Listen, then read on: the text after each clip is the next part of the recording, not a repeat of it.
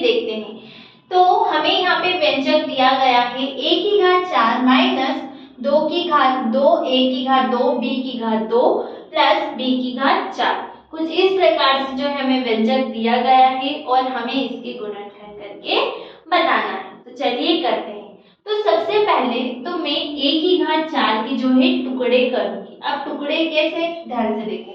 a की घात 4 है तो क्या मैं इसे a की घात 2 और इसकी होल घात मतलब पूरी के घात 2 लिख सकती हूँ, क्योंकि जब हम 2 में 2 का गुणा करेंगे तो हमें 4 मिल ही जाएगा।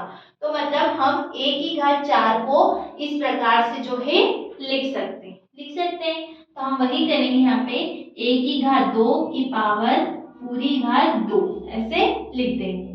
अब 2 माइनस का 2a स्क्वायर माइनस का b स्क्वायर, इसको ऐसे ही रहने दो, प्लस b की घात भी 4 है तो क्या हम b की घात को भी इस प्रकार से जो है लिख सकते हैं, बिल्कुल ठीक है।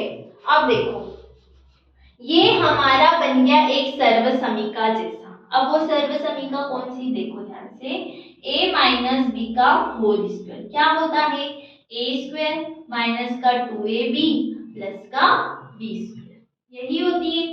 तो देखो यहाँ पर पूरी समान है, बस जो a है वो क्या है, हमारा a स्क्वायर है और इनका जो b है वो हमारा b स्क्वायर है। तो जब हम इन दोनों की तुलना करेंगे तो ये समान ही ये दोनों, तो मतलब इसको हम जब ये लिख सकते हैं तो क्या हमारे व्यंजक को हम a square minus b square की पूरी घात 2 नहीं लिख सकते, बिल्कुल लिख सकते हैं, क्योंकि a माइनस b का होल स्क्वायर क्या होता है, a square minus 2ab plus का b स्क्वायर। तो हम हमारे व्यंजक को भी इस प्रकार से जो है लिख सकते हैं, ठीक है। हमारे व्यंजक में बस अंतर इतना है कि यहाँ पर a ही है, हमारे इसमें a स्क्वायर है और b स्क्वायर है, ठीक है। अब देखो ये जो हमारा आया एक और व्यंजक, अब इसमें एक और सर्वसमीका का उपयोग होगा, जैसे a स्क्वायर माइनस का b स्क्वायर की होल पावर 2 है ना।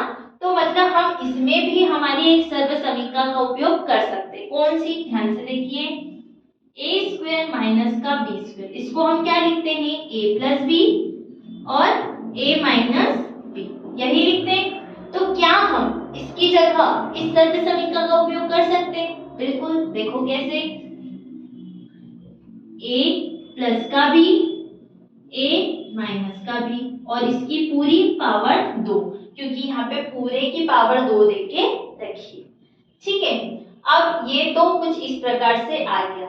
अब ये दोनों की पूरी घात 2 है तो क्या हम इसको अलग अलग करके लिख सकते हैं कि भाई a प्लस b की घात 2 और a माइनस b की घात 2, इस प्रकार से भी लिख सकते हैं। तो ये आ गया हमारा गुणनखंड और उत्तर भी साथ में, ठीक है।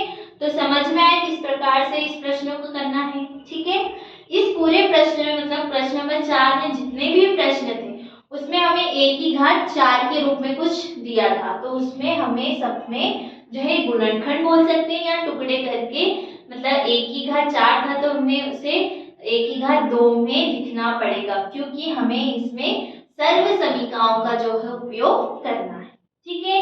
तो ये था हमारा प्रश्न 4। अब हम देखेंगे प्रश्न